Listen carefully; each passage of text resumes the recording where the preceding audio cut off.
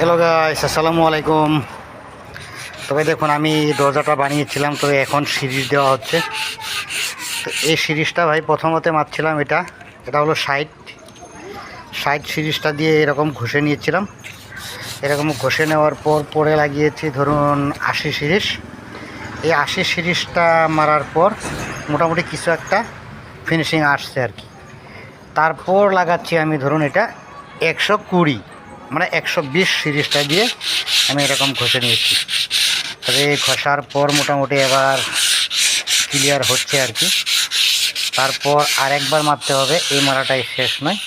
তবে এই ডিজাইনগুলো আমি হাতেই খোদাই করেছিলাম, সেগুন দিয়ে বানানো হচ্ছে এই দরজাটা। দেখুন, এটা হাতেই খোদাই করি, কিছু কিছু মেশিনের সাহায্যও নিয়ে থাকি। তবে এটা হাতে খোদাই করা দরজাটা আবার অনেক বড়। এটা 42 সাইজ। অনেক ছোট ছোট দরজাতে কাজটা করলে হয়তো শর্ট করে হয়ে যায়, তবে এটা অনেক লেট রয়েছে। তবে লেটটা নিচ্ছে, এটার জন্য তার মানে বোথ সাইড কাটিং করা হচ্ছে, বোথ সাইড কাটিং করেছি। তবে এটা দেখুন হাতে খোদাই করা এই সিরিজগুলো এরকম মারার পরে এই দরজাটা কমপ্লিট করেছি আজকে। তবে দেখুন, দরজাটা দেখবেন আপনারা, ভিডিওটা দেখে উপরে ঠেলে না দিয়ে একটু লাইক কমেন্ট শেয়ার করে দিবেন ভাই।